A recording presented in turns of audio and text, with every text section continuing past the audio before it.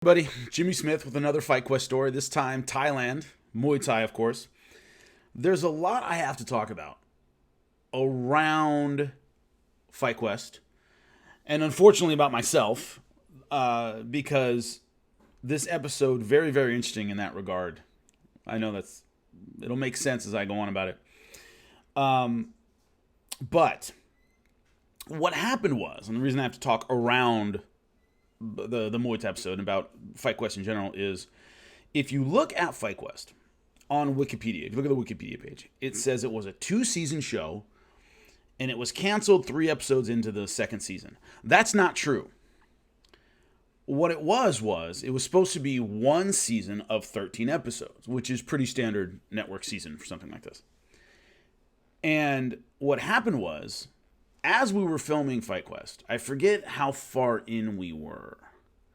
They started airing. So they were airing while we were filming the last 3 or 4. I don't remember how many. There was obviously a delay in editing and all that stuff. So when we finished episode 10, which was the Kaja Kembo episode, there was a big gap between that episode and Thailand because it had been on air, the ratings were back. We were on like Friday nights at like 9 or something, if I remember correctly. And the ratings weren't good. It wasn't really taking off. One of the questions I used to get asked all the time. I don't get asked as much anymore. Whatever happened to Fight Quest? Why don't you bring it back? All these things. It didn't do well the first time. The ratings weren't that good.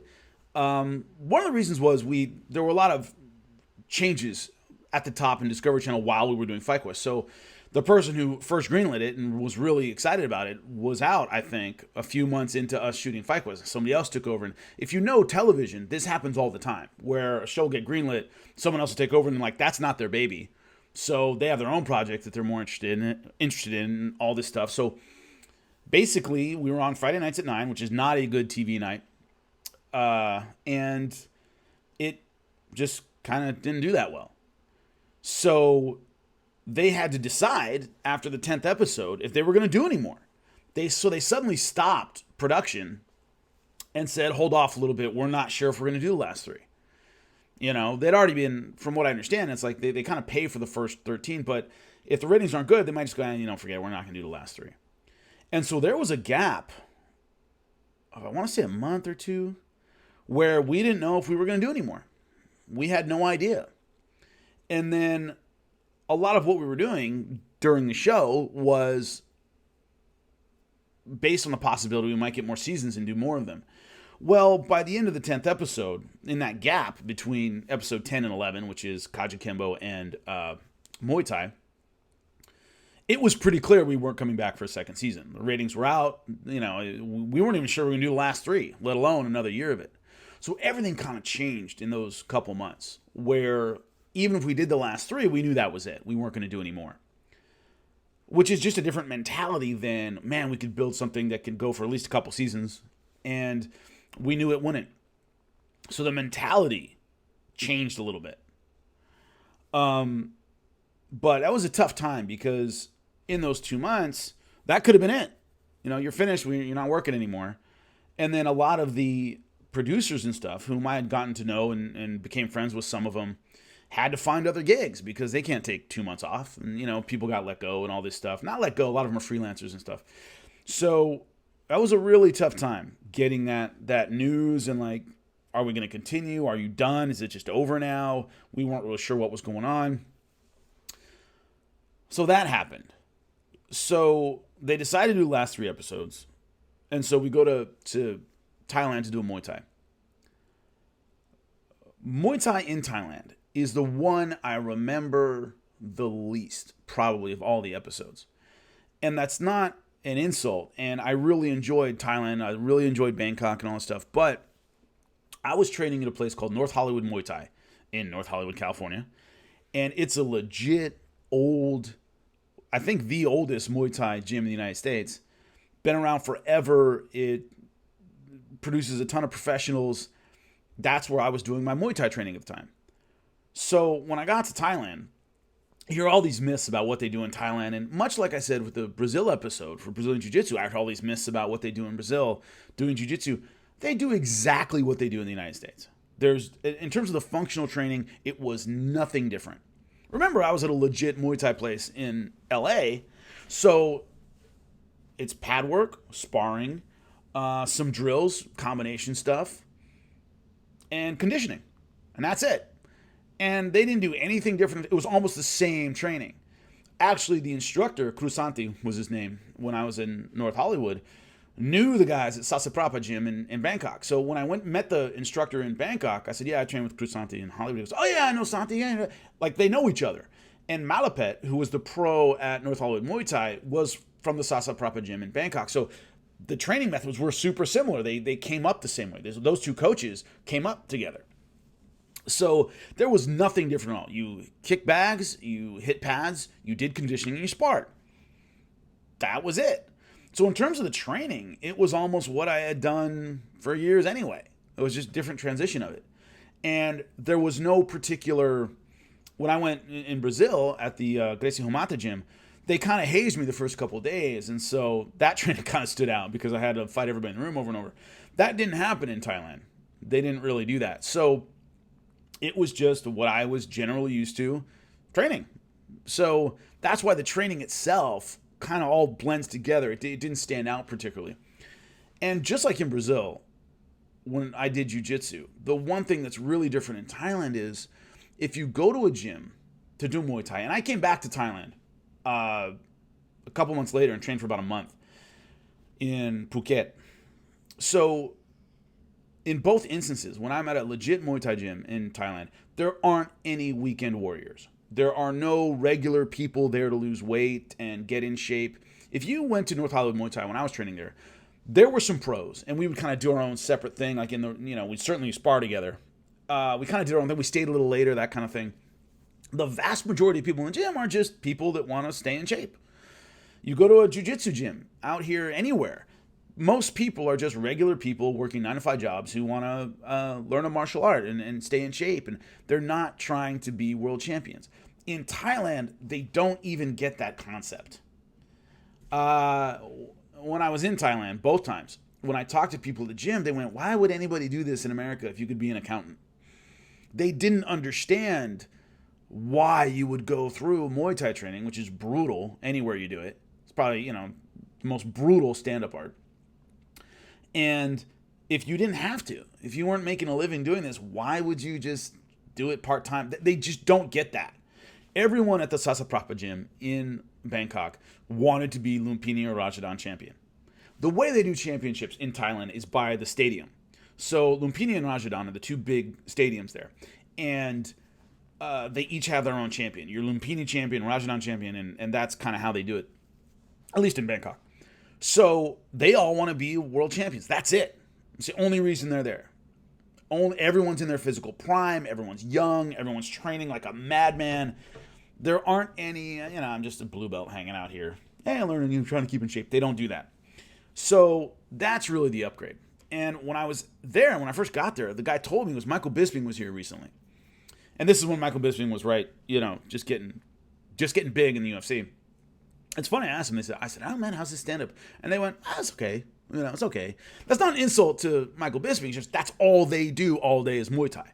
So even fighters that have good Muay Thai by our standards would go there and they'd be like, he's all right, It's just, they're really good there. That's all they do all day long. So Thailand, Bangkok was a really cool city. I really had a good time there. It's a lot of fun. Hot, man. I was there right at the beginning of the rainy season. They have something called the Songkran Festival, which I didn't know what it was or what was going on, but I go to the gym and everyone's throwing this white powder at each other and having water fights in the street. It's what everybody does. Like everybody has a squirt gun or they have buckets. They're throwing water on each other, and people just run up to a car and throw water on it and all this stuff. And it's Songkran, the water festival, and I was there for that. It was a really cool experience. So, a couple things about training in Thailand. The bottoms of the feet are considered unclean and dirty for obvious reasons.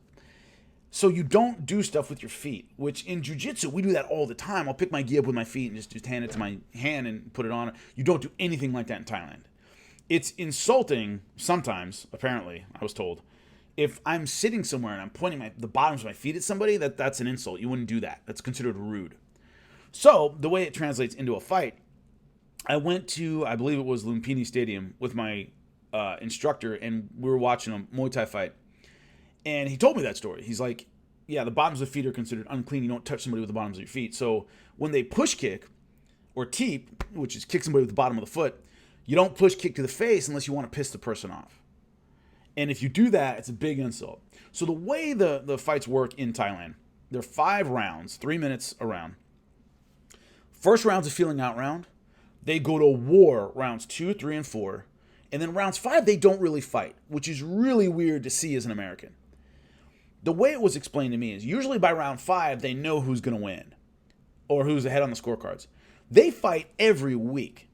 So they don't spend a lot of energy in round 5 trying to win a fight that's already done on the scorecards. And I got to fight next week anyway. It's not worth the effort. So it's really strange. They fight really hard rounds 2, 3, and 4. And then round 5, they really don't fight. They kind of walk around and do a little stuff. And that was just weird as an American, where it's like, if I'm behind, I got to get a knockout. Guys go crazy in round 5. They don't really do that because they fight so much. So it was really strange to see that kind of pacing. But there were 2 instances that it was a little different. Number 1, I saw a Thai guy fight somebody from Turkey. And the Thai guy was short, strong, and it was 160, which I think is the heaviest division they had there at the time. And this Thai dude his legs were huge, but he was short and stocky. And he was fighting this Turkish guy who was tall and lanky and rangy. And the first round, apparently nobody told the Turkish guy that the Thais really don't fight in round 1. They kind of like read each other and figure out, and then they go to town. So the Turkish guy's going hard at this guy, and the Thai guy's just taking it, and he's slipping and moving and blocking the shots, and you can see the Turkish guy's like, oh man, this guy's not going to fight back. I got this guy. He went back to round 1 to his corner at the end of round 1, feeling great. And then round 2, the dude threw a jab, the Thai guy threw a jab, and then leg kicked this guy. Whoom! And the look on this Turkish guy's face was like he'd never been hit with a leg kick like that in his life. And the Thai guy could read it and was like, yeah, you're done, dude. And kicked him twice and just chopped his leg out. That's a knockdown. Second guy gets up. He's kind of limping a little bit. The Thai guy just ripped that leg. And the dude fell down and collapsed and it was over. It was over in round 2. Then I saw another fight where in the first round, one of the guys did the push kick to the face. And they tried to kill each other for 5 rounds. That 5 round, you take off, first round, you don't really fight that hard. That was out the window. As soon as that foot hit the guy's face, the dudes got so mad, and it's an insult to get kicked with the bottom of the foot. And yeah, they tried to kill each other. It was an amazing fight for 5 rounds. But the skill there was just extraordinary. I saw kids when I visited Thailand again to train at the Changtale Muay Thai on the non-American side of Phuket. I wasn't on the same side as AKA. I don't think it existed yet, but like all the like Western Tiger Muay Thai, all the ones you know about in Phuket, I was on the other side of the island. And I saw a Muay Thai fight with like 7-year-old kids in it. 7-year-old, really super duper young. And that's how young they take it seriously. It was insane to me. And the interesting thing to me is they'd fight, and then the promoter would give them their money, and they had gloves on, so the kids would go over and take it in their mouth. And they bite down on the money and then take it over to their parents.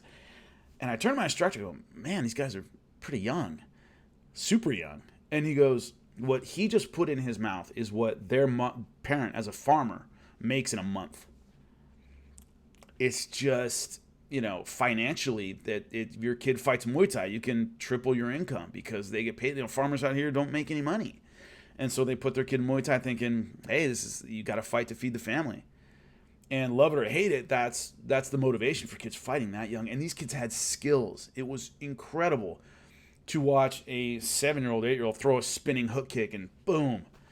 Now, I don't agree with a kid that young getting hit in the head. They didn't have headgear on or anything. It was just full rules Muay Thai. But that's the way it works. And what a lot of people don't understand is Muay Thai fighters are usually spent by their mid-20s. I once called a fight the first fight I ever called, period, in my broadcasting career. I was going to Holland to do an M1 show. And before the mixed martial arts part, there was a thing called Slam, which is a Dutch promotion. they were doing a European promotion. They were doing a fight that was the top 5 fighters from Holland versus the top 5 fighters from Thailand. And Sanchai fought on that. Yodsanklai fought on that. He fought Andy Sauer. It was amazing. Malapet fought. It was an amazing card. The Thais won every single fight of that 5-fight event. Andy Sauer beat Yodsanklai in kind of like the special main event thing. But in that best Thais versus best Dutch, the Thais won every single fight. And one of the things you noticed when they read the records is it would be, so-and-so from Holland, 80 wins, 16 losses, 4 draws. Man, that's a lot of fights. Versus Saenchai Sorkingstar, 262 wins, 48 losses. It was like the records weren't even close. I thought the Dutch had a lot of fights. And then the Thais would come out and they had 300 fights, 200 fights. So a lot of Thais are just done by their mid-20s. They don't, in MMA a lot of times it's the late 20s, early 30s. A lot of times that's the physical prime. And in Thailand it doesn't work that way. They've been fighting since they were 8. By the time they're in their mid-20s, it's over. They just, you can't keep that up forever. And they fight every damn week. It's crazy. So, anyway, I was training there, had a great time, had a lot of fun. Had a lot of fun in my final fight. Had a lot of fun learning the White Crew, the dance, and all that stuff. And it was a great time all the way around. So, one thing that came up, unfortunately, in by my point of view, but I'm in Thailand and we're doing the training, and it was post-training, and they do these like close-up interviews with me. You've seen them, where I'm sitting on my bunk bed or whatever talking about the day's training. Oh, by the way, I lived in the gym. I slept on a bunk bed with these 2 guys who were Swiss, who were there fighting, who were training, who were European. Bathed out of a garbage, like a trash can, a big plastic trash can that's full of water. That's where everybody would bathe. They didn't have like running showers and stuff. So you'd go to that thing and wash yourself off. I remember I was doing a press tour later in Asia, and they said, "Oh, where'd you stay when you were in Bangkok?" I was like, "No, I slept in the gym and bathed in a trash can." And they went, No, off camera, where'd you stay? And I go, in the gym, bathing out of a trash can. It wasn't fake. I mean, I lived with everybody else. It was a stay-in kind of arrangement.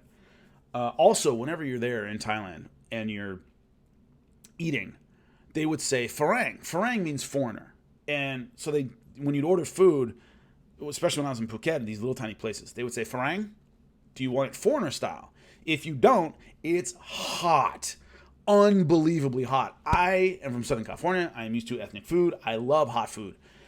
When I was there, and a couple times I ordered not Farang. I ordered no Farang, regular. Hot, good, really good, but spicy, super duper duper spicy. Unless you say Farang, they give you hot food, and it's super good. So, and super cheap. I paid for 6 people to have noodles one time, 5 or 6 of us, and it was $4 to have street noodles. So really, really fun, really cheap. So, I'm getting interviewed, and I'm sitting on my bunk bed, or my bed. I don't remember if it was bunk bed at that place, and the camera woman says, we're doing this end of day interview, and what they do is they kind of want to wrap up of today's training. How did it go? What's on your mind? How are you feeling about the fight? All this stuff. You've seen these interviews a million times if you watch Fight Quest. And she goes, she's running out of things to talk about. It's like her final question. She goes, how does your dad feel about you fighting? And in my head, I was like, damn it. She didn't know the backstory of my father. I had never spoken about it to anybody in the production. My father was off and on homeless from the time I was 9 years old. He was a lifelong alcoholic. Ended up in a nursing home with brain damage. And what happened was he fell down drunk and hit his head. They took him to the emergency room. He didn't want to be in the emergency room. Just the way he thought was, F this, I'm out of here. Stood up, tried to get a ride home, and kept falling down. Kept hitting his head. So they found him, I guess, a ways away from the hospital by a payphone. He was trying to get somebody to pick him up. And by then, he had pretty severe brain damage. He had fallen over, and they found all this blood where they basically followed the blood to my dad. And so they called me, and they said, your dad has a severe cerebral hematoma. He's in a coma right now, or he's unconscious right now. We need your permission to drain the fluid out of his head because he can't talk. And I said, yeah, sure, no problem. And I gave the permission to perform the surgery. They performed the surgery. I saw him go through alcohol withdrawals right before, it was either right before or after the surgery, I forget, which is nasty if you've never seen it. It's gross. So he went through the surgery, and then a couple weeks later, he got hit by a car. The hit and run driver hit him. Exact same thing. He goes, he went through recovery. The first time, recovered extremely quickly. Got hit by a car, same thing. Cerebral hematoma, brain damage. And they had to perform basically the same surgery all over again just a few weeks after he got out of the hospital. And after that, he went into a nursing home, and that was it. So I had just visited him right before Thailand. Like right before I was going to go to Thailand, I went by, and I used to visit him all the time. And I visited him, told him what was going on, and the nurses told me that he had seen the show, and he started crying. I can't picture my dad crying. Never cried in front of me, just didn't react that way to anything. And so that's the backstory of my dad. And she asked me about him. And because she didn't know it was an emotionally loaded question. She had no idea. She was just like, so like, how does your dad think? What does your dad think of this? And I'm like, if you see on the show, I tried for a second to not get emotional. I'm trying not to, and I just couldn't do it. Partly because I had just seen him, and the other part was because whenever you've done training, you get emotional about stuff. It's kind of hard to explain. When you train really hard, and I was training hard there, a lot of times the endorphins and stuff make you kind of emotional. You'll get, a little weird, especially if you haven't trained in a while, and you go back to training, like, it messes with you. You'll get these weird highs and lows, and it's your body reacting to the chemicals and the endorphins, the adrenaline. And so that's exactly the frame of mind I was in. And then I had just visited him, and it all came out. Well, at least I said he was in a nursing home, and I told the story about him watching the show and crying. I didn't give the backstory about how he ended up there and all that stuff. The reason, if you followed any of my social media, I don't talk about any of that stuff, and I don't talk about any of my personal life, family history, or anything like that, is because, here's an example. I was with a friend of mine in New York, and we were walking through the park, and my dad came up somehow, and I was talking about him or something. My dad was really, really smart. And this friend of mine goes, you know what your dad's problem was? Your dad was really smart. And whenever you're a smart person, it's like things are much harder. And she kind of went on this rant about my dad. And I stopped, and I turned to her, and I said, you never fucking met him. You have no fucking idea what you're talking about. You never laid eyes on him. He never spoke to you. And yet you are telling me, who lived with him for 32 years, or near him, or knew him, what his problem was. Like you know better than I do. And she stopped and she goes, yeah, you're right. I go, yeah, I know I'm right. When this thing came out, the show aired, and they used that clip. This was before social media was particularly big. Facebook was just starting. MySpace was around. There was no Twitter, Instagram, or anything. I had people telling me, sending me messages about what my dad thought and felt. How I should feel, and what he thinks, and what he thinks of me being on the show, and how proud he be, or whatever. And they would also, like, fill in, because I don't explain why he's there. They'd fill in, 9 times out of 10, whatever happened to them and their family. So I had people making up diseases my dad had or issues my dad had that he didn't have. And it was just like, you don't know anything. So you fill in your stuff. You put your issues on me and my dad. You don't know anything about the guy. You don't know anything. And so when it comes to fighting, when I'm making something about fighting and I put it online or on social media or share something, I'm inviting other people to have an opinion about that. Here's what I think about the Conor Cowboy fight. What do you think? Tell me in the comment section what you think, whether you agree or disagree. I don't feel that way about my personal life. I don't give people an opinion about my dad because I want to discuss what his issues were. I've had people tell me about Bellator and the UFC, why I left and all this stuff, and you have no idea. You weren't there. You have no clue. But that's my professional life. If you want to have an opinion about that, fine. So that's why I didn't like I mean, I wouldn't say she ambushed me. She didn't know it was a question that would have any significance at all. I wasn't ambushed at all, but I was surprised. I didn't expect to talk about my dad. I didn't think we'd have that conversation. So I was caught off guard and I didn't like it. And it made something very private and personal public. And it was out there. And everybody had an opinion about it that had no information. And so I would just get a lot of messages about, and I know people are trying to be nice or whatever, or connect their experiences to my experience, but in doing that, they would fill in all this information that they didn't have. They don't know how he ended up there. They have no clue. They don't know how he feels about me or I feel about him. They have no idea. And they would fill all that stuff in. And on social media, that's the issue a lot of the times, is in the absence of information, or even if you give people information, they'll just fill in their own stuff. They'll just, attach their own feelings and emotions and background to something that is intensely personal. It's about you. I don't know what somebody else's issue is with their parents. It's none of my business. I don't know. Also, I'm from an era that I didn't grow up with social media, so it just doesn't occur to me to share stuff that's personal with people I don't know. So those were the things around Thailand and the things around Muay Thai that happened there. We didn't know what was going on with the show. We were concerned about our futures. All of us were. And at the same time, we had to go through tough training and tough fights. Had a great time in Thailand. Love the Thai people. I love the food. I love the environment. I love everything about it. And I went back a while later to train Muay Thai for about a month. And the way it started was I was on a press tour in Asia, and there was an executive of the Discovery Channel.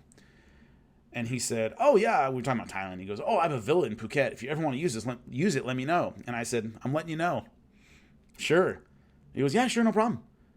And I flew from Singapore to Thailand, stayed in this guy's villa. He didn't live there. No one was there. He just gave me the keys, and I went there, and I lived there and trained Muay Thai for a month. And it was awesome. Went to the beach every day, ate Thai food, and trained Muay Thai. And had a great time. And we were there in Phuket, and I'm training, and the guy goes, you fight at the Phuket Stadium for us. And I was like, no. I've seen Lumpini and Rajadan. I'm not fighting there. And the guy starts laughing. He goes, no. Go with us. You'll understand. And we went with them to this event, and it had, in fact, my instructor fought. They had real legit Muay Thai. And then they would have Farang fights. They would have foreigners fight each other. And most of these people were like there on vacation just doing Muay Thai for a little while, and they'd have them fight, and they were terrible. And when the instructor starts laughing, and he goes, you fight them, you kill them, we make money.